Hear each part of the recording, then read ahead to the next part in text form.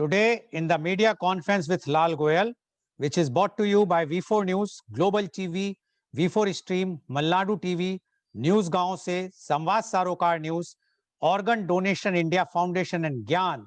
Our endeavor is to enlighten you with the current topic.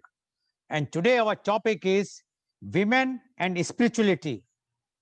The origins of the word spirituality in the context of Christian theology lie in the Latin name spiritualitas, which derived from the Greek noun pneuma, meaning spirit. Interestingly, spirit in its original context was not the opposite of the physical or material, but of flesh or everything that is not of God. Therefore, a spiritual person in its original Christian sense was simply a person within whom the Spirit of God dwelt. The second aspect of spirituality involves a move inward or an attention to one's inner life, often as a means of honoring the immaterial dimensions of life. Spirituality is something that's talked about a lot, but is often misunderstood. Many people think that spirituality and religion are the same thing, and so they bring their beliefs and prejudice about religion to discussions about spirituality. Though all religions emphasize spiritualism as being part of faith, you can be spiritual without being religious or a member of an organized religion. Spirituality involves the recognition of a feeling or sense or belief that there is something greater than myself, something more to being human than sensory experience, and that the greater whole of which we are part is cosmic or divine in nature. Spirituality means knowing that our lives have significance in a context beyond a mundane, everyday existence at the level of biological needs that derives selfishness, and aggression. It means knowing that we are a significant part of a purposeful unfolding of life in our universe. Spirituality involves exploring certain universal themes: love, compassion, altruism, life after death, wisdom, and truth, with the knowledge that some people, such as saints or enlightened individuals, have achieved and manifested higher levels of development than the ordinary person. Aspiring to manifest the attributes of such inspirational examples often becomes an important part of the journey through life for spiritual inclined people. In India, spiritualism is not an obsession of the human mind, rather it is a heritage as well as a continuous tradition. Out of the varied values of Indian culture, those based on spiritualism have contributed a lot, harnessing the spirit of the Indians throughout the ages. With the result, the spiritual-minded Indians have succeeded in maintaining their Indianness, which could not have been possible otherwise. It has been also possible due to the fact that the Indian life is dominated by the temperament which is well marked with spiritualism. Consequent upon that, the Indians have developed various thoughts of philosophy and spiritualism and gave to the world maximum number of systems of spiritualism in the form of philosophical thoughts such as Nyaya, Vaisheshika, Yoga, and Vedanta. The Vedas provide spiritual orientation to the Indians, giving them the basics of spiritual and moral life. Hence, the Vedic rishis should be acclaimed as the earliest spiritual masters on earth, as their mantras resound with the kernel of spiritualism and the Indian nation as the cradle of spiritualism. In India, spiritualism is not an obsession of the human mind, rather it is a heritage as well as a continuous tradition. In a world where women have been seen traditionally as someone's wife, mother, daughter, or sister, why would a woman choose to follow a spiritual path? Perhaps because deep inside every woman has a longing to be someone in her own right fully aware of herself, confident and in control. When we talk of spiritual power, we are in fact referring to the original power of the self to be whole and independent, free from the web of domination and suppression, free from the need to exist for someone else's sake. Religion and spirituality are both rooted in trying to understand the meaning of life and, in some cases, how a relationship with a higher power may influence that meaning. While religion and spirituality are similar in foundation, they are very different in practice. Religious religion is an organized community-based system of beliefs, while spirituality resides within the individual and what they personally believe. The idea of religion and spirituality is like a rectangle versus a square. Within religion, there is spirituality. But if you have spirituality, it does not necessarily mean you have religion. But religion and spirituality can have a positive impact on mental health. In some ways, they provide the same impact. For example, both religion and spirituality can help a person tolerate stress by generating peace, purpose, and forgiveness. But benefits generally vary between the two due to their different nature. Spirituality is a sense of connection to something bigger than ourselves. It helps a person look within and understand themselves while also figuring out the greater answer of how they fit it to the rest of the world. In other words, it helps people understand their interpretation of the meaning of life. Spirituality also incorporates healthy practices for the mind and body, which positively influences mental health and emotional well being.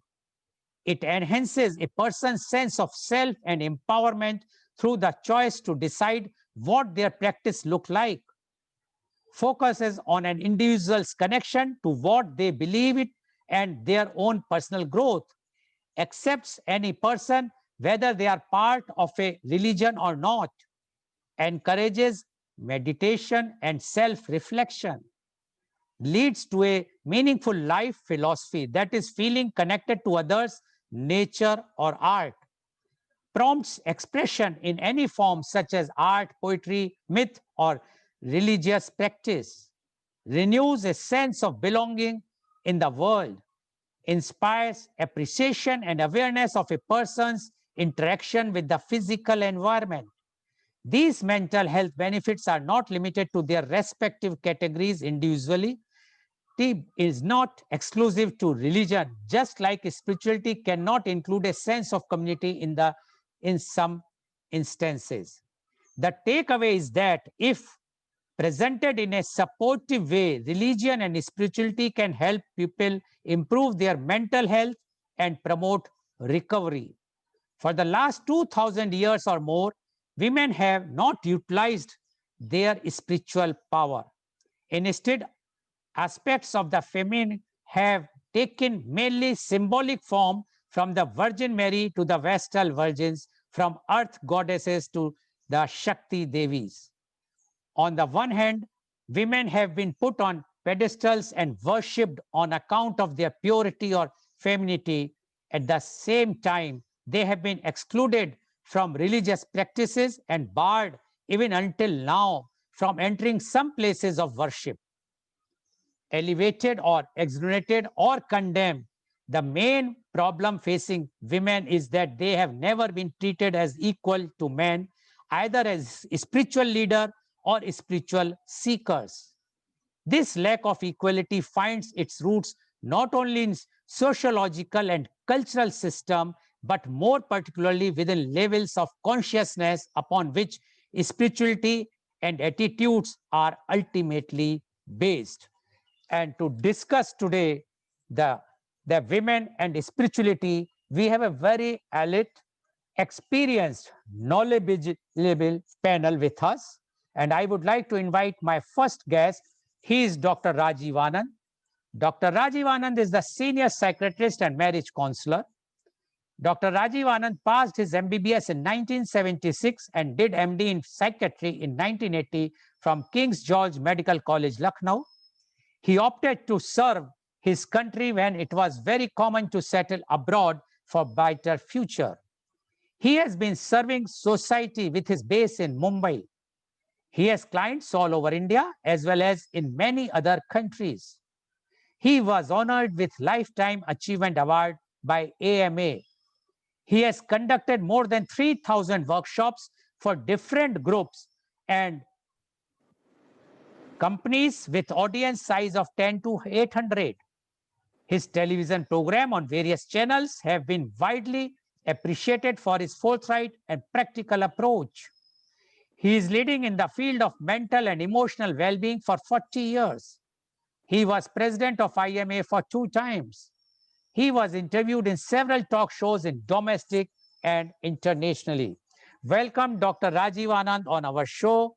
Dr. Rajiv Anand, as you know, today's topic is women and spirituality. So we would like to know your views on women and spirituality. Dr. Rajiv Anand, please. Good morning, Mr. Lal. Thank you for the introduction. Welcome to my fellow panelists, Rashi Daga and Radhika Pai and Shama Noorani. All three of you, welcome to this program and welcome to the viewers across Kerala, Karnataka, UP and Bihar and through Global TV other part of the world.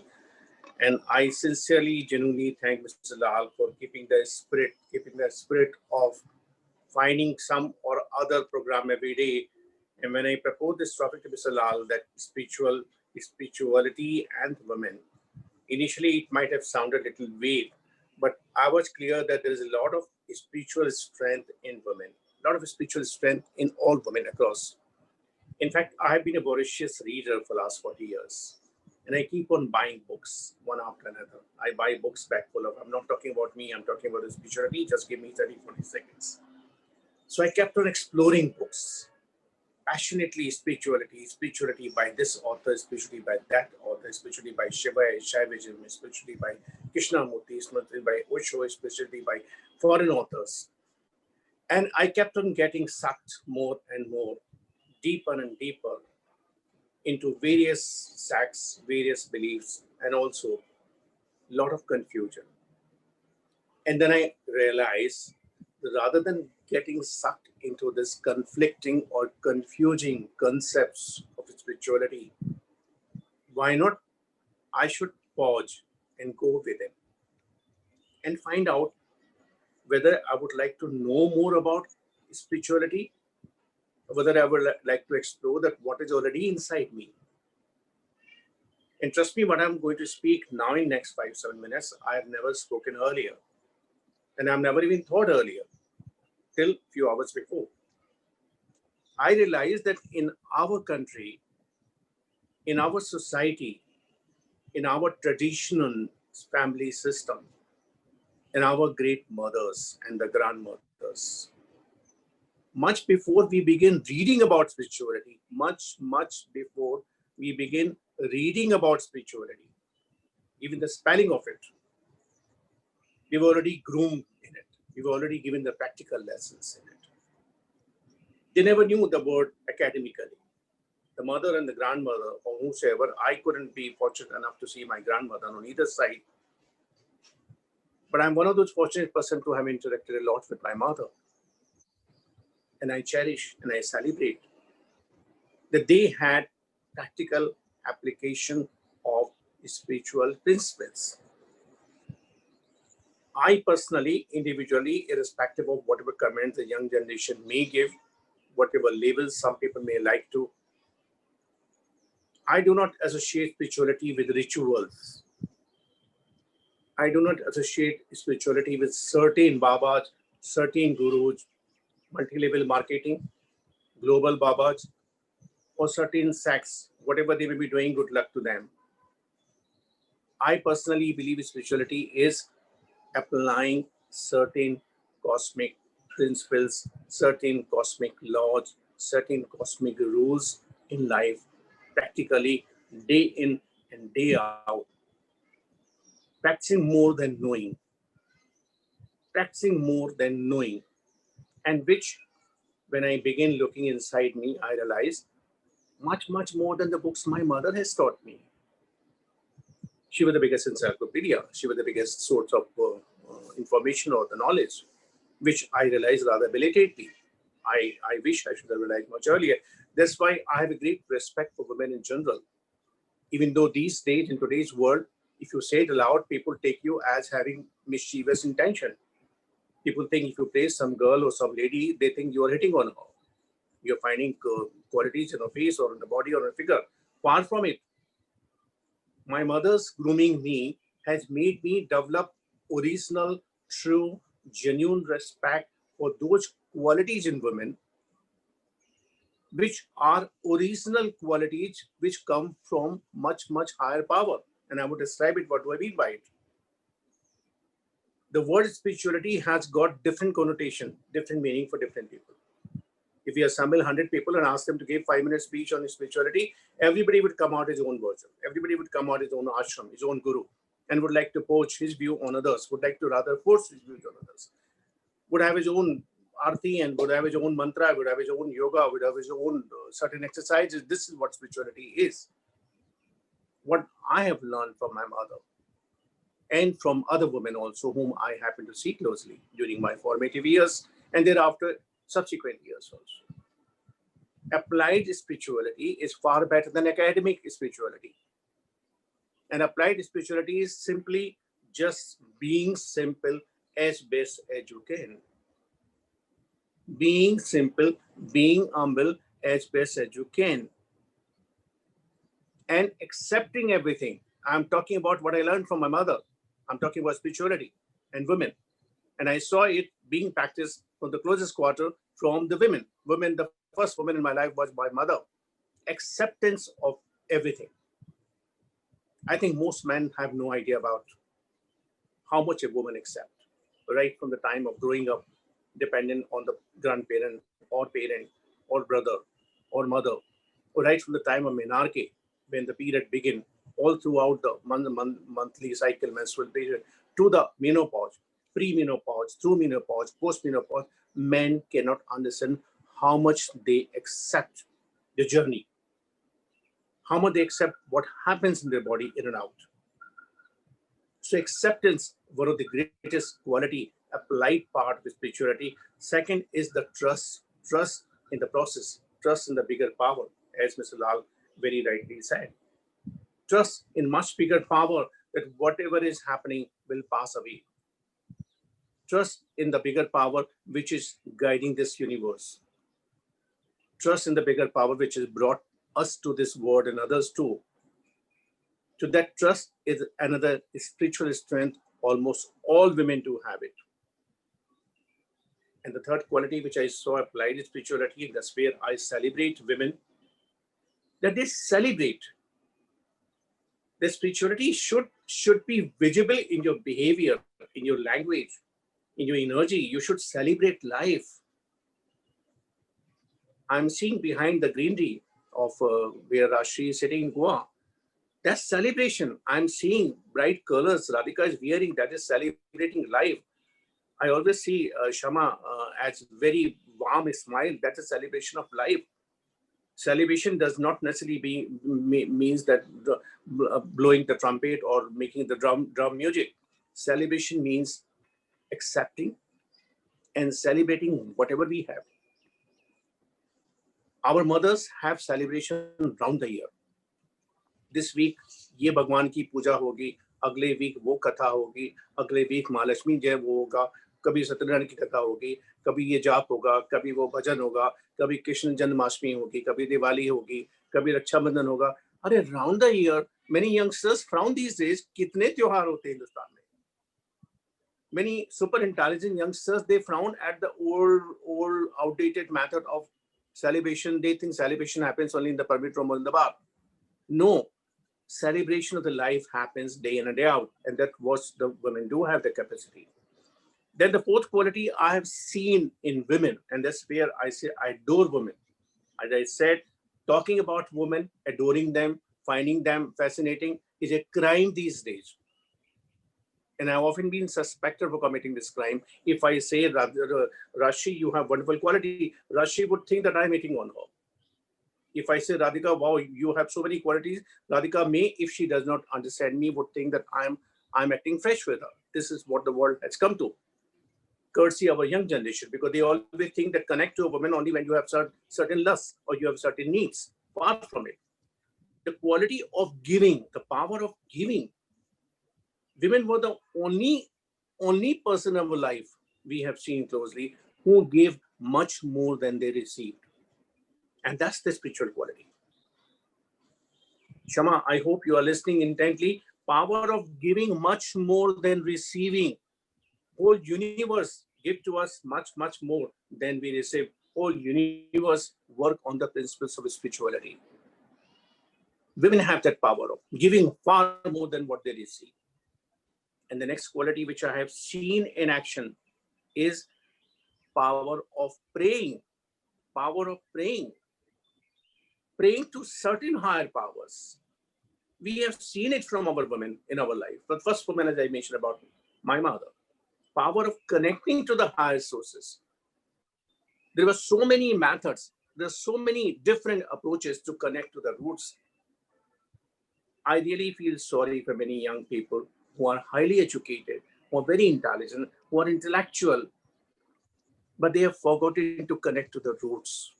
They don't want to mention their native place. They don't want to mention their parents' name. They don't want to mention about which school they have been to. They don't know mention about their childhood friends.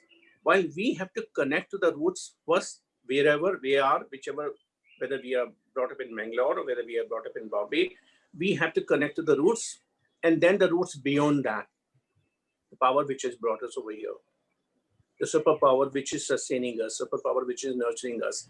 So we have seen this applied spirituality through our mother of connecting to the roots through various matters, nurturing the roots. I would finish my presentation, I would finish my talk just in about a minute or so.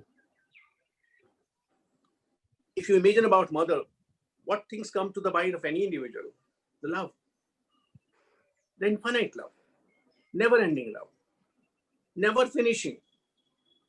Women of that era have 7, 8 children and have love equal for everyone, even the youngest one. And they lived 40, 50 years with their husband, and they had never-ending love for the husband. Women of today's era, they don't think of bringing one child. They can't dare to think of bringing second child. They can't sustain their love for their fiancé. They can't sustain one marriage for even 10 years, 5 years.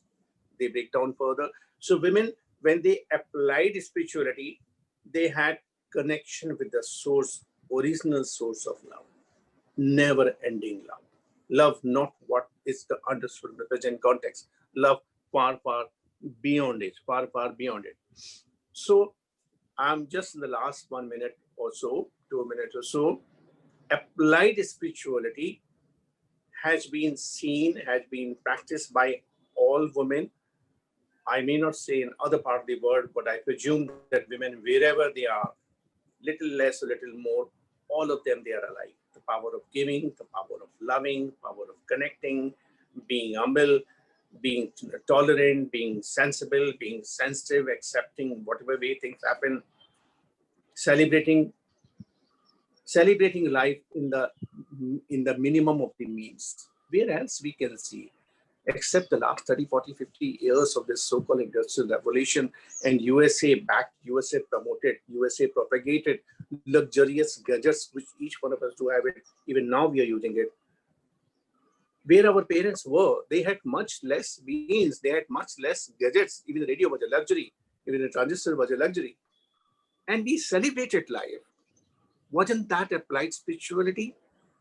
Spirituality is not lying only in ashram, not a monopoly of certain gurus. Spirituality is how can I live happily, joyfully, healthily, and how can I connect with other people equally so happily without any exchange at the lower level, but at the higher level. How I accept whichever community, whichever class, whichever caste anyone may be, whichever religion anyone may be, irrespective who is belonging to which religion, accepting other person is the highest concept of spirituality. Dr. Anand, thank you very much, Dr. Anand. We lost your connection, but we will connect you again. But what Dr. Anand has mentioned very clearly about the spirituality, and he says spirituality is not in the ashrams or with the monopoly of some certain babas or gurus.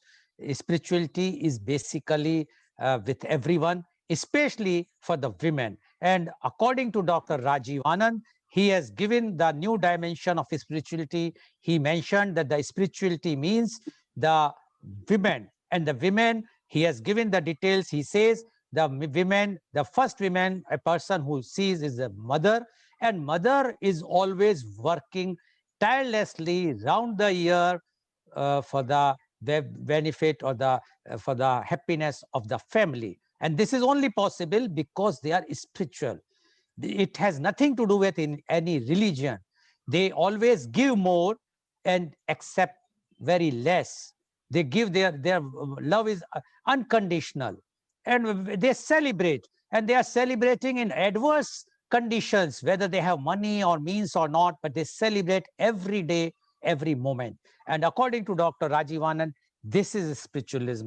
You have to be humble, you have to be person who is giving, who is not expecting anything from others, who are doing work, believing only one thing, that whatsoever he or she is doing, it's for others. And in that case, according to Dr. Rajiv Anand, women are far, far ahead than men, because women's life is like that from the very beginning, once she born and when till the end. And that's why Dr. Rajiv Anand says that he only believes that the women is the real spiritual leaders, spiritual gurus, not those gurus who are running a ashrams or yoga ashrams, etc., etc. Thank you very much, Dr. Rajiv Anand, for giving a new dimensions of spiritualism. I am sure our viewers have also got a new definition of spiritualism, which is not available, and especially how you have connected the women with the spiritualism,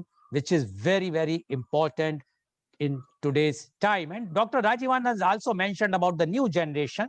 Yes, I agree with him up to an extent, but I will add one thing. Dr. Rajivanan, what he said is right, that the new generation is not understanding. But this new generation, when they grow more and when they become the older generation, then they realize what the earlier generation was telling them was right, and then they tends to go to the spiritualism automatically. They will celebrate the spiritualism, as Dr. Rajiv Anand has said, not at that time in the bars and permit room. They will be celebrating definitely again in the same festivals. So the young generation, the message which Dr. Rajiv Anand has given is, try to understand, this is the time you must understand what is spiritualism. No religion, no nothing, no babas, no such type of rituals. It is purely love, love, and love. And you should do the work without any gains, with proper good intentions. Thank you very much, Dr. Rajiv Anand, for giving very, very strong and valid messages. Now, I would like to introduce my next guest, and she is Miss Rashri Daga. Miss Rashri Daga is a homemaker, an entrepreneur, traveler, a gardener. She is practicing performing arts, working with senior citizens and special kids. She is beautifully balancing all avenues of life and the challenges it throws. According to her, when she started counting her blessings, her whole life turned around. She ever since her mantra is keep smiling and always be in gratitude. Miss Rashri Daga, just unmute yourself. We can see that you are still, even now you are smiling, and you have heard what Dr. Rajiv Anand has mentioned. I need not to repeat. So I would like now you to give your views on women and spirituality. Miss Rashri Daga, please. Namaste. I would like to do it the Indian way. I bow down to everyone, the divine in you. Thank you for having me on this webinar. And special thanks to Mr. Rajiv Anand for inviting me. And welcome viewers all over India and globally, and my family and friends who are here to support me. So, Mr. Lal has given a beautiful introduction, and Dr. Rajiv Anand has mentioned beautiful points about how we women have it inside us. So, taking a leaf from there, I would like to share my life experiences, that how spirituality came to me. I believe it's there within us. Everyone has it, but not necessarily it is there is a time set to it. Some could have it early in life, some could have in their middle age, some could have very late in life. So for me, I would begin with my childhood, that it was parents and elders saying, okay, it's Lakshmi Puja, bow down to the goddess. It's Ganesh Chaturthi, pray. So there was never a connection felt with the godliness. It was maybe out of fear or because your elders told you. So this journey was there, the childhood casual, carefree. So there was no connection, I felt, never. When married, came into a joint family where one rule was for everyone. And we had a like idol worship was very important in our family. So many a times when I worshiped the idol, I said I'm just doing it like mundane, giving the Krishna the bath, dressing him up, putting the bhog. So now, thanks for this, because these 2 days it took me back to my those days. I could now be clear that yes, this happened to me, but I couldn't express it. That I have no connection. I'm doing it because my family wants me to do it. And it's the same Krishna which I feel now. He's my sakha. I talk to him. I sometimes even shout at him. I have a little fight with him. This comes when you have reached, when you've become aware that yes, you can speak, you have a say of yourself, and you have connected on the higher level. So, and now this came to me 10 to 11 years ago. I saw my youngest son, how beautifully he was connecting himself and conducting himself. He was an environmentalist. So during the summer days, carrying 10 liters in his hand, water, and watering those alleys of planters in his colony, he said that the VMC doesn't do it. He does it one, they do it once a week. So I have to take care, digging up the entire soil where people throw the pan masala packets and all, and doing it religiously. So these small things, being humble, seeing the good in everyone. In fact, I started treating him as my guru. It's not necessarily that we have to go to some sadhu or sant to get that enlightenment. There could be any family member who could, that one incident or many incident could bring that change in you. And that happened 11, 12 years ago with my son, younger son. I saw him, and then beautiful memories I have with him. I lost him. Now, this was the loss, a full grown child of 21 years old. A mother, how does a mother feel? It's universal. Everyone will feel the pain, the loss, why it happened to me. You ask the God, you go ask God, what did I do wrong? But then it is that inner strength, that awareness that I went inside deep and I said, no, there is a reason. This beautiful soul, he came to my house, he came to our family, he spread 21 beautiful years, and now he is making some other family happy. He is beautifying that area or whatever. So, this is my awakening, I said. So, I thank him, and I'm in gratitude that he has brought this change in me. From there, it was no looking back. I have taken off and I have understood life. Now, I feel my expression of spirituality would be giving joy to others. Whatever talent God has given me, performing arts, teaching the kids, spreading joy through being humble, loving, and I do that. I'm so thankful to the senior citizen group. They have welcomed me so beautifully that each and every time I am remembered, and they want me to perform with them, to teach them. So this is that I am touching each and everyone's soul when they come and give me a hug and bless me. So that every day, a little strength I'm deriving from whatever life has given thrown challenges. So I'm trying to make lemonade out of the lemons thrown at me, actually. And then again, just 2 years ago, not to, after I lost my son, after that again I lost my husband. So again, what is this? Why are you doing this? So then this inner strength that the women develops, that no, there is some more, something defined for you. There's something more that he wants you to do. Then I understood that no, I have a purpose now in life. Never be on the lower plane. Try to, yes, it comes, I agree to it, but then how to come out of it? I have so many things to be in gratitude. There are so many other things that are there that people do not have. I have an elder son who takes care of me, and I'm blessed with so many friends and family. And now I try to be teaching, teaching continuously to these younger, innocent kids. Why we always like to be with these little ones? Because they bring us memories of our childhood and we feel so frolicky. I would always say that there is magic in life. So uh, it's it's it's it's that affirmation that I want to be happy.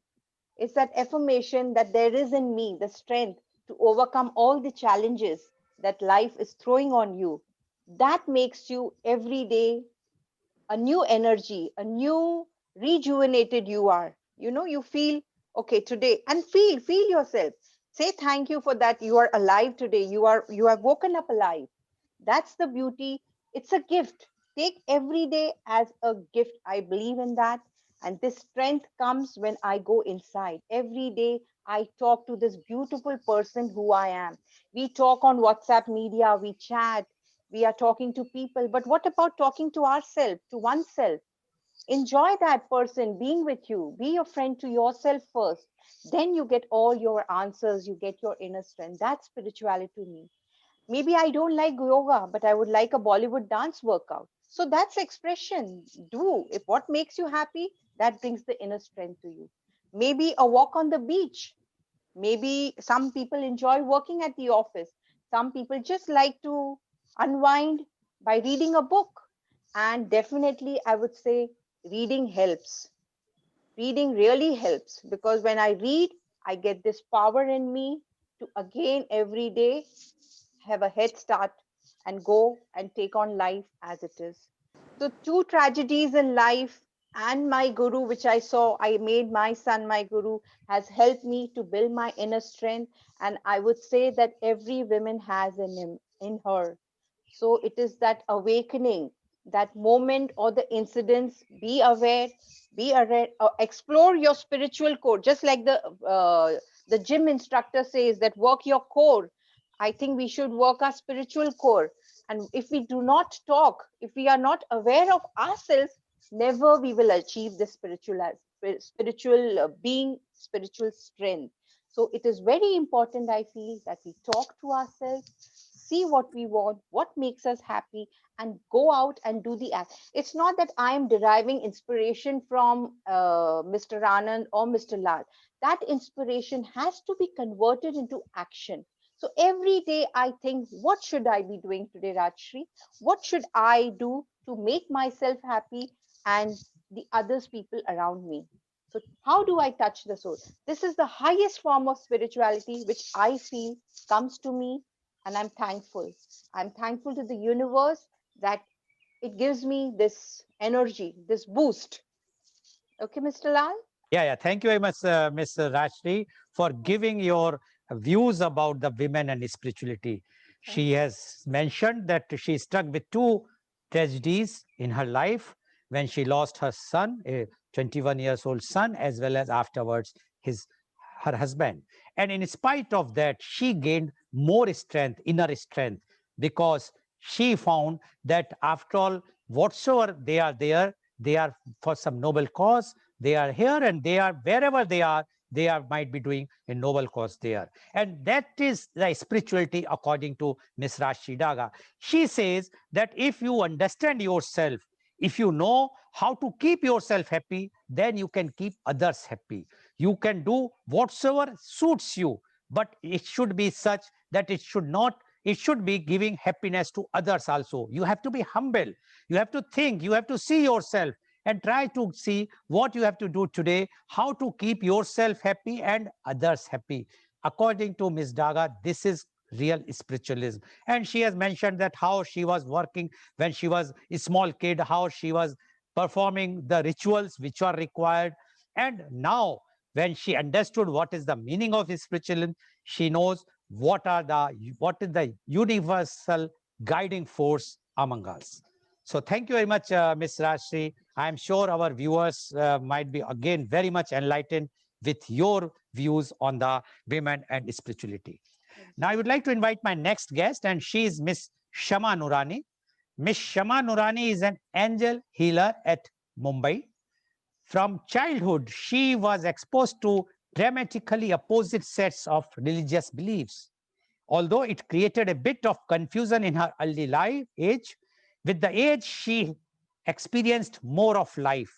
Now she is a professional psyche, medium, and angel healer, totally on the spiritual path of love and light. Welcome, Ms. Shama Nurani, on our show. Please unmute yourself, Ms. Shama.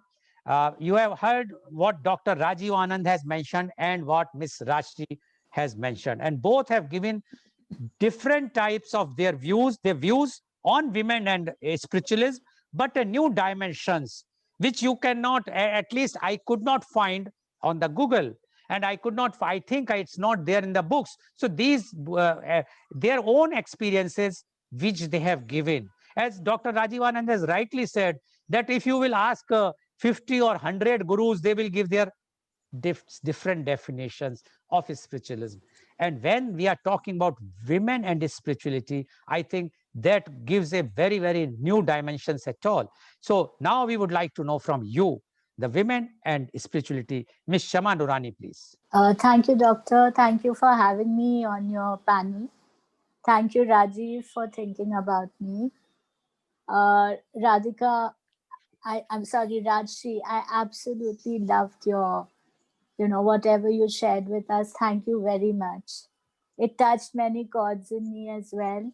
And I hope I can, you know, add to it now. Um, yeah, so basically, when I read the topic was women and spirituality, my first thought was, I don't think spirituality is, gender driven at all. And definitely it isn't. Um, Perhaps women are more open to spirituality. Right from the time I was a child, I was exposed to two diametrically opposite, visions, as you might say, of spirituality. From the age of 0 to 13, I was brought up in a household. We were Muslims by, you know, I guess we were converted Muslims. My grandmother used to pray the Bhagavad Gita. She used to do puja every day. There were flowers sent to our house every day. We celebrated all the festivals. There was no, you're a Muslim, so you don't celebrate Diwali, or you're a Muslim, you don't go to the temple. Or I studied in a convent and went to church when necessary. In fact, my school was right next to a church. And I grew up, to the age of 13, totally independent of religion. I didn't, think that religion was important at all at that stage. Then from 13 to 20, my mother, due to, circumstances beyond her control, moved to her parents' house. And her parents are very different, or were very different to my grandparents, and the household was very different too. And so I was exposed to like namaz 5 times a day, and they used to pray the Quran. It was very ritualistic. There were rosas, and we were forced to pray, in a language which I didn't understand. And I think till I was about 20, I did whatever had to be done for fear of, you know, I was always told that if you don't pray, you'll go to hell. You know, God's sword will fall on you and you'll be punished, and all sorts of stuff which I guess families do tell their little ones. And one day when I was 20, I remember this very clearly. And I was very close to God. I always used to speak with him or her, whichever way you look at it. I always had a very deep connection with my maker. One day I remember I was praying namaz, and I was saying the things that I was supposed to say. And I could hear my grandmother shouting at the maids. I could hear the doorbell ringing. I could hear the honking downstairs. I could hear everything. And there I was praying in a language that I didn't understand. And I just said, this is ridiculous. I'm not going to do this anymore. I don't need to. I mean, when I chat with God, I have a much clearer connection with Him than this, because I don't understand what I'm doing. So that was the last day that I picked up courage with both hands and decided that, okay, if I get punished, I get punished. And, whatever will be, but I'm just going to go with my soul and how I feel. And that is exactly what I did. And I've never regretted it. That was the day I actually started my life as a spiritual person. Spirituality to me is not religion. Yes, a religious person can be spiritual, but a spiritual person doesn't necessarily have to be religious. And to me, religion is rituals. So if you take ritualism out of religion, I think you get what is totally a spiritual person. Uh, yes, women tend to be much more open to spiritualism, which is why, they question less. I know basically many men would question spirituality. My son, for instance, he's 28, and he's been brought up with me talking about angels and walking, on the path and staying in the now, and, not allowing yourself to worry, handing over your worries to the universe. And although he used to say yes, yes, yes, like just to fob me off, I knew he had never really, really wanted to accept it. Now, about a month or so ago, he's in New Zealand now. He rang me up and he told me that he's, like following this person in America, and what he said makes so much sense. And this is exactly what you told me. And, it's taken me so long to actually walk on the path. And I said, well, there's no time for that. There's no time limit. You can start early or you can start late, but it's the enlightenment which is the most important, and that's what's happened to you. So there is no age, as Rajshi very, rightly said. It's just how you are and how you feel within. Um, to me, spirituality is linked with karma. Everything that happens in our life is karmically connected, whether it is meeting people, whether it's sadly losing people in your life. When I say that, I don't mean it's a punishment. I mean that our time with someone is over. I lost my dad when I was 9. And to date, I still cannot accept that he's no more. Though I know he's no more. Being a medium, I connect with him, I speak with him. But just the feeling that he's no more in this world, the feeling that I felt when I first came to know, that feeling is always going to be with me, you know. So I realized much later on that people come into our lives for a certain amount of time, and once our karma with each other is done, they depart. It's the same thing with relationships. Why do we get married to someone and have 2 3 children, and suddenly we realize that our time with each other is over? That's because the children chose us, to come to we were the parents that they chose, and once our duty to bring them into this life is over, then the choice is ours to move on or to stay in the same relationship. So to me, as I said, spirituality and karma are both linked.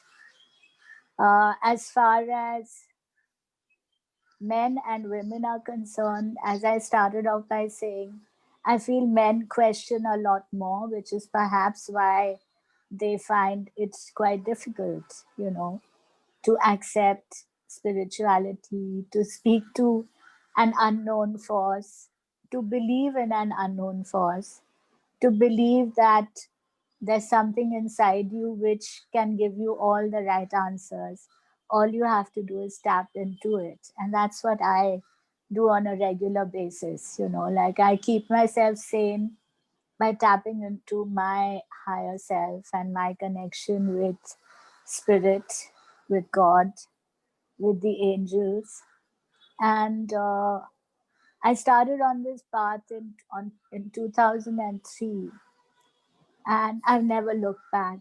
It's been the most awesome 18 years of my life. Yes, I have had pitfalls, I've had issues, I've had heartbreaks, even, I've had relationships breaking down, loss. But as Rajshi said, there's something inside you that, makes you strong, something that you tap into and gives you the strength to carry on. And I'm very grateful to all my experiences. And I think it's very important for us at our age to start completing our karmas as far as possible and clearing a lot of rubbish before we become one with the universe. I came across a very nice little passage. Oh God, I've switched my phone off, it was ringing. uh, I think I'll just share it later.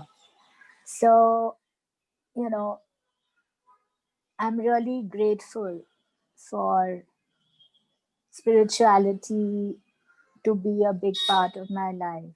Okay, thank you very much, Ms. Shama Rani, for giving your views. And she started by saying that earlier she is a Muslim, but her forefathers might be Hindus. She's not sure, but she says that they might be converted because her grandmother used to perform all the Hindus' religion, pujas, etc. And but she says that afterwards, when she grew, she found that she has to perform the namaz 5 times because her family were performing 5 times namaz, and it was the language which she is not understanding at that time. But in spite of that, she used to perform. But one day she decided that now it's enough is enough, and she connected herself with her soul, with her inside. And she says, then I started thinking, what is spiritualism? And in that way, she has started connecting. She said that, and then she started getting lots of peace of mind, although lots of problems came. And she believes in karma, and she says that karma and spiritualism are very interconnected with each other. She says the religion is not that, because if you take out the rituals from religion, then you are going for the spiritualism. So she is very clear in her views that spiritualism has nothing to do with the religion, but it has to do with your karma and how you go inside of you and analyze yourself and try to connect with the people although she is an angel reader and she is using the medium to connect. She says that she is connecting those who are not even, no, they are no more now. So that is what she mentioned. But she says that happiness, what she is getting now, is eternal, and this is because of her karmas as well as because of spiritualism. Thank you very much, Ms. Shama, for giving your very enlightening views. Again, you have given a new dimension of spiritualism. Let's hope that our viewers are getting different dimensions of spiritualism today. Thank you very much. I'd like to invite my last guest, and she is Miss Radhika Pai. Miss Radhika Pai is an ex-banker, and now she is the chairman of Vidya Shilp Community Trust, Bangalore. She is a Reiki and crystal healer. She is keen and curious to learn, hence unlearning to learn constantly. Miss Radhika Pai, you have heard what Dr. Rajiv Anand, what Miss Rashri, as well as what Miss Shama has spoken earlier to you. And they have spoken in all different views they have given. Now we would like to know from you, the women and spirituality. Miss Thank Radhika you. Pai, please. Thank you, Mr. Goel. And as already as what Dr. Rajiv has said and what Rajeshri said, what Shama said, I just would continue with the same topic in a different light. I would rather share my experiences, how I stumbled upon spirituality. Well, growing up, I'm a South Indian. My parents were very devout, so I would rather say very ritualistic in their attitude. So I learned I would just go along with the flow. I think a child doesn't realize. A child does exactly what the parent wants it to do. So be it a puja, be it anything, I would just do it because mommy has said so. My mother wanted us to learn English, so she put me in a convent. Little did my mother know that I would also have an interest to learn what Christianity is all about. So it so happened that once when I was in school, so the nun who was teaching us took us to the church, and then she told us, she said, "See, we have got one God, whereas you Hindus have got so many gods." And I must have been 5 or 6 years old, and I turned around and said, "Isn't that nice, mother, that we have so many gods? Suppose you're praying and God is in the toilet. He cannot come because you have only one God, whereas we've got so many gods that if one is in the toilet, the other one will come." So that was my first, what do you say? I would rather say this is how I started seeing God differently. For me, God was not someone who I had to fear. I continue even now with that same belief that I don't think he punishes. I don't know why this concept of God will punish us for whatever we do wrong. I don't think so. I think he's like a mother. He will always forgive us for whatever we do. It's all up to us. Anyway, as life went on, I got married, went to Dubai, lived there for 38 years, and now we're back to India. But when I was in Dubai, it so happened that my mother-in-law had Alzheimer's, and again, looking after a person who's not keeping well, you get into that thing. And I was in my late 30s, and I would be like, why is this happening to me? I could not handle the situation. You know, children to take care of, husband to take care of. I gave up my job as a banker so that we could take care of Amma.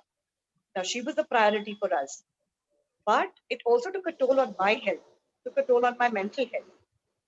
That's when I started going to. I would not want to name where I went, but I went there to learn a breathing technique, which helped me immensely at that given point. But again, there I realized that people were just following someone. That was not what I wanted to do. I started reading intensively. When I started reading intensely, I realized that there is so much knowledge that everyone is sharing, so much that Jiddu Krishnamurti says or Khalil Gibran says, so many of the works that I read. But ultimately, what I realized was I am made differently. My problems are different. Everyone's DNA is not the same. I believe that everyone's problems also are not the same. So when we seek something out, we're not going to get the answers because whatever problems we have, The solution is only with us. We have created these problems and we only have the solution to it. My take on spirituality is, I would, again, like I said, I am still the same person that I was. I'm not going to, I'm not the type to go and confront anyone or say that what you all are doing is wrong. I'm ritualistic to the sense that if need be for the peace of the house, I will do those rituals. It's just that it will make everybody happy. But if it's let on my own, I would not want to. Like I said earlier, this is only to see that if I believe that if I'm going to force my opinions on somebody else and say that I don't think it's right to be ritualistic, in my view, that's wrong. I do what I want to do, but I don't force my opinions either on my husband or my children. No one. Another instance I can tell you on how women are treated different. Just recently, my brother passed away. Now he was alone and he was in the old age home. And it so happened that no one else could come. His son was not available to come. And I went to get to the cremation. The mindset of our people is such that the Purohit told me, he said, no, Ma, you can't do it. And I asked him, I said, why can't I do the ritual? He said, no, you're a woman. And I said, well, I think I know that, but why are you stopping me from doing it? He said, no, anyone else, any man can do it. कोई आदमी कर सकता है, औरत ये काम नहीं कर सकती, दाह संस्कार औरत कर ही नहीं सकती. And I told him, I said, no, I refuse to agree with you. You're telling me that if I can't do it, what's the option? The option would be the ambulance driver. He's somebody else. Then I went ahead, did my brother's, I did all the rituals that's required for the cremation, cremated him. Trust me, I don't think there is. And again, when I came back, when after the ritual, he told me, he said, you have to go to the temple, you have to do a prayer, you have to do a kshama, you have to ask God for forgiveness. And I was like, forgiveness for what? So he says, no, because you're a woman and you have gone ahead and done this ritual. This is where our whole mindset of how women were always kept away from spiritualism, from even in religion. We never had a part ever to play. Today, I think women are understanding this. I think women are coming out of their shell and they are coming and staking a claim. This is what we all should really be doing. A mother who's a giver, a mother who's given birth, something which is not possible easily, right? That's a lot of pain that she goes through. She doesn't mind going through that pain again to give birth to another child. She's the person who forgives her child, irrelevant of what. And like doctor said, it is unconditional, infinite love that a mother has. That's what a woman is all about. Today, after coming back to India, I think I have found my ikigai. I look after these government schools, and trust me, there is nothing better than giving back to society. Not expecting anything back from them. In fact, I think I owe it to them. I owe it to society. I owe it to these children, these underprivileged children. I want to ensure that they study well. They have a better life, better than what they're leading. And trust me, anytime any of you come to Bangalore, please come and visit the Vidyashri Community Trust government schools, and you will see those happy children. Happy for no reason. That's how we all should be. Thank you so much. Thank you very much, Ms. Radhika Pai, for giving your views. And Ms. Radhika Pai mentioned very clearly that she, from the childhood, she was doing whatsoever she was told by mother and everyone. But she has a brush in the initial time only with when she was in the convent school, when she asked, when the nun has told her that there is one God in Christianity and so many gods in Hindus. So she replied, and she said this is advantageful for the so many gods. So she says that time she started questioning why these things are happening, and she had long things. She has to sacrifice her career because she has to take care of her mother-in-law in Dubai. And when she came back, again there were family loss. She lost her brother, and she wanted to do the rituals because no one was there. But the priest said, no, you can't do it being a woman. And then she was thinking why it is happening like this in India. So she says that's why now she is giving She is teaching, she has formed a trust, and she is giving teaching to the underprivileged children, and the happiness which they are enjoying and she is enjoying. This is real spirituality according to Miss Radhika Pai. Thank you very much, Miss Radhika Pai. And definitely, whenever we will come to Bengaluru, definitely would like to visit the place where so much happiness is there. So at least we may also get some happiness. Thank you very much, Ms. Pai, for giving your views. Now I would like to go to Dr. Rajiv Anand. Dr. Rajiv Anand, you have heard everyone, and everyone has given, including you, a different dimension or different definition or different way or to express about the spiritualism, and especially in context with the women. Now, my question to you is, because you are a renowned psychiatrist, do you think spiritualism has anything to mental health, and especially the women mental health? Because as you have mentioned, and everyone has mentioned, that women are more spiritual than the men. So whether too much or less spiritualism is going to have any impact on mental health? Dr. Rajiv Anand, please. Thank you for raising a very pertinent question, which is a burning problem all across the globe. The mental health problems are increasing like wildfire from any corner of the world to other end of the world. And the basic reason is that the connection every individual should have had with his or her roots is eroding alarmingly. We are going away from our parents, we are going away from our brothers, sisters, we are going away from our friends. And we have thrown the God out of our life. We have thrown the so-called religion and spirituality of our life because we don't want to believe it based on our logic, based on our questioning power. As you said, and I go back to the original topic of women and spirituality, the women has traditionally been worshipped in our Indian society. And I'm no qualms in saying aloud, they have been worshipped. And our forefathers or great saints and sages were not fooled that they worship women. Be it Durga, be it Saraswati, be it Lakshmi, they were the goddesses. And they were worshipped because they were closer to the God, not an imaginary individual God, but for the godly or divine qualities. So when we think about women and spirituality, what exactly we mean about it, the certain qualities which our mothers and grandmothers have practiced to begin with, like basic education, formative education, then matriculation and graduation. As they practice, as they go higher in those divine qualities, as they go higher in the application of the spiritual or cosmic principles, I don't call spirituality a spirituality, I call it applied science. I don't believe in anybody becoming ठेकेदार of spirituality of any which way. I call it applied science, applied cosmic principles. If I'm out to earn billions of rupees and I call myself to be spirituality, probably something is wrong with my mind. If I want to have 200 to 200 millions chelas to me who should worship me, I'm the only reincarnation God. Possibly some mistake, something wrong with my mind. I need a psychiatrist. So applied spirituality, applied principle of cosmic laws, universal laws, which make individual life better and automatically inspires and motivate other people's life better.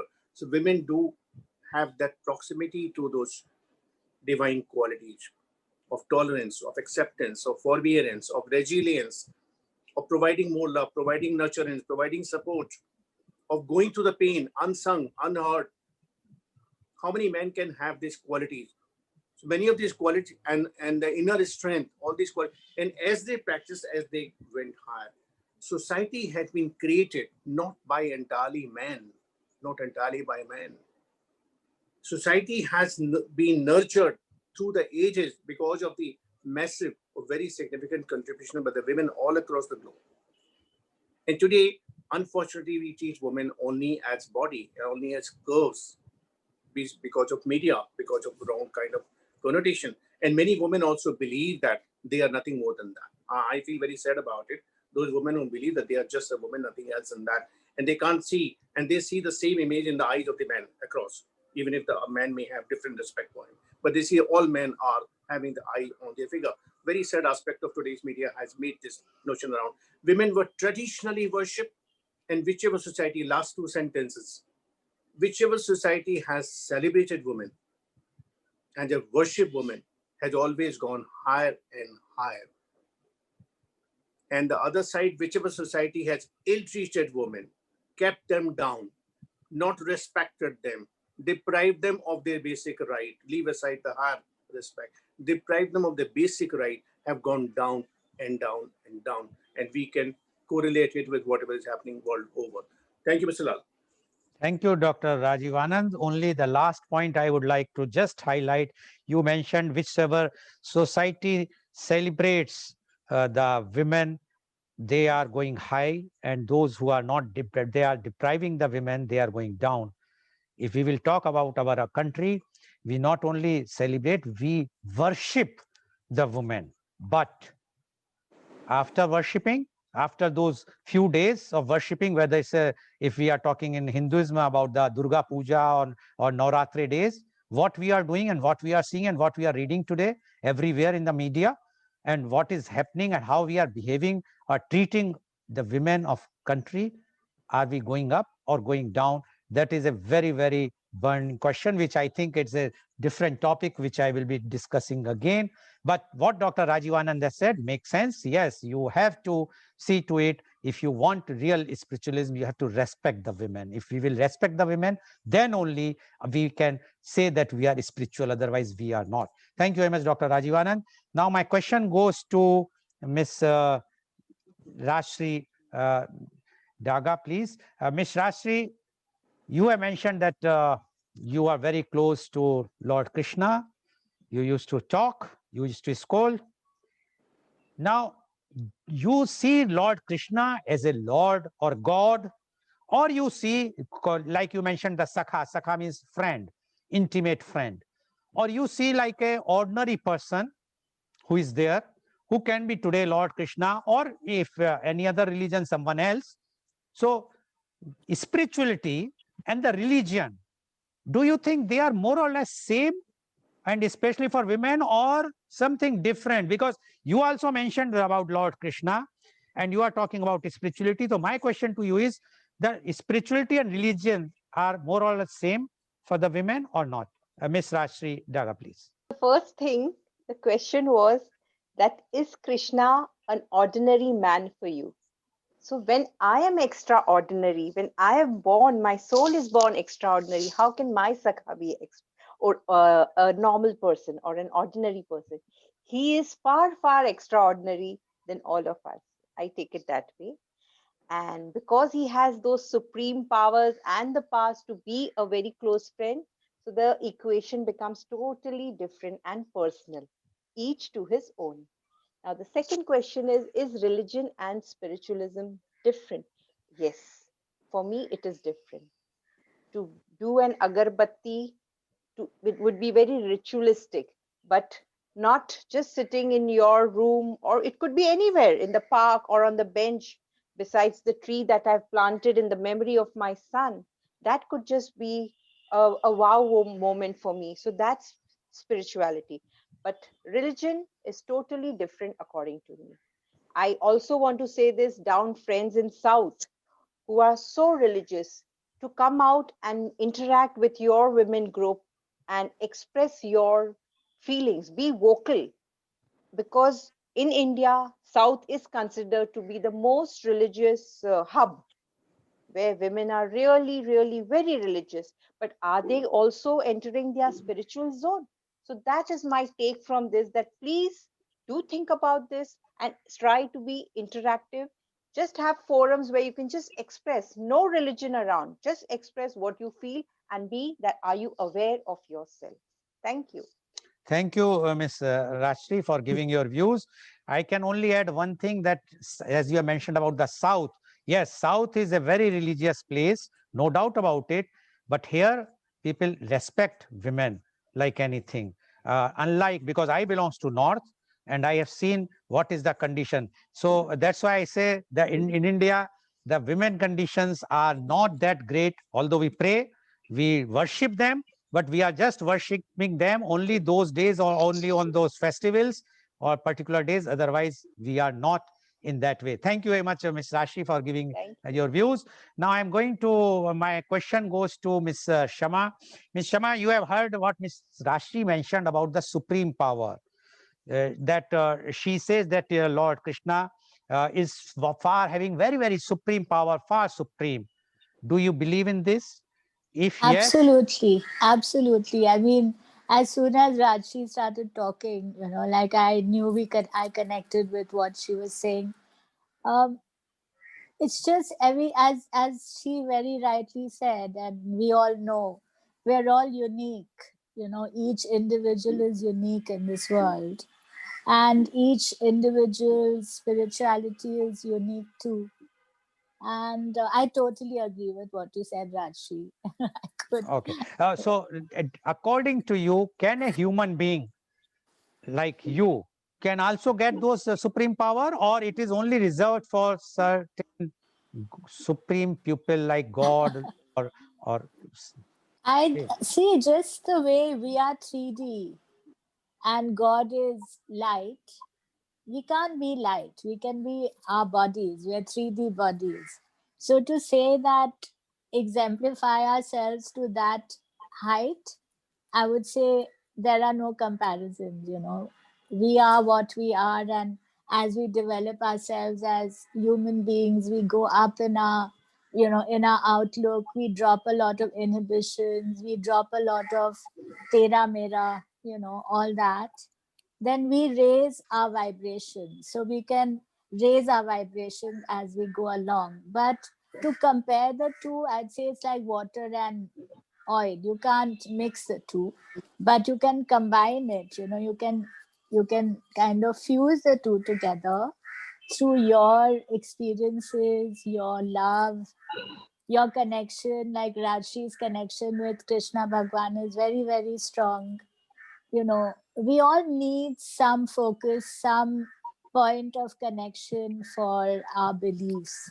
And to me, that is what religion is all about. When I see people zealously going to, the mandir, and, whatever they do, ganti bajao, diya jalao, it's all like a connection, like it's a connection, a point of focus. To me, my connection is the light, the sun. To me, God is the sun. And that's my connection. So each one's connection is different. So I would say, to exemplify anything I think it would be really minimizing spirituality. I don't know if Rajshi agrees with me. okay. Thank you, Ms. Shama, for giving your views. Now Thank you, I Dr. would like to go to Ms. Radhika Pai. Ms. Radhika Pai, you have narrated your experience, how the mindset of the people today in India is still so orthodox, and which do you think we must change the mindset of the society because of this new things, or not new things, because the women now understood their power. They know, they have been Absolutely. educated. Earlier, they were not that much educated, although they are more knowledgeable, as Dr. Rajivanand has said. But I am saying the education, what we are getting, whether it is in convent or the college or schools, and they know that they are more giver, not the receiver for everything. Then why they are not allowed to do many rituals? And as you know, as I have mentioned, in very few of the worship places, they are not allowed to You're not enter. allowed. Okay. So now I would like to know whether we would like to change the mindset of the society. What you say about this? Definitely, it's time that we change the way we think. It's 110%. This is the time. This is the moment.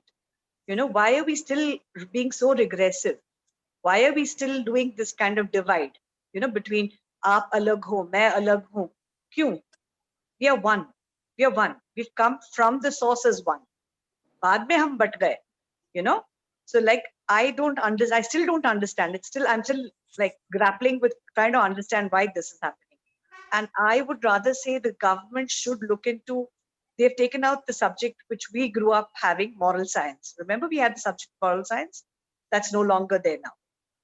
And I feel children should be inculcated with the moral values.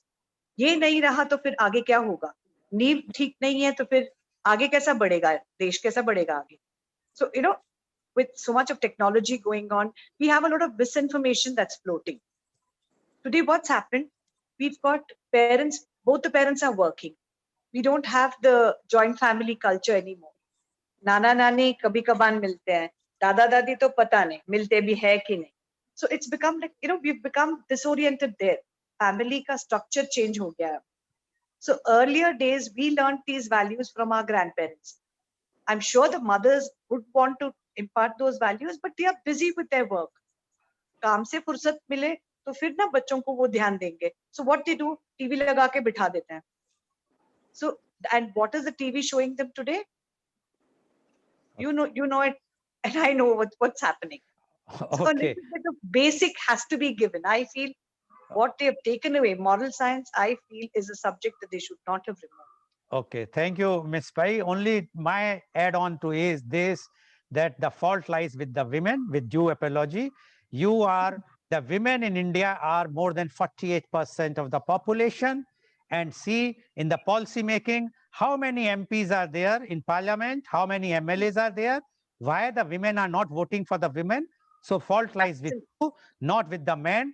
If you will decide, if the women of India decide that we have to come, take the policy decisions, we have to come in the policy making, you have to come forward. And in no need of reservation, if all the women will start voting for the women candidate only, then the women will win. And then definitely the mindset will change, where the rituals which are conducted, done by the men today only, those doors will be open for women also. Okay. Anyway, that is again a different topic. A different topic totally. Yes. Thank you very much, Ms. Pai.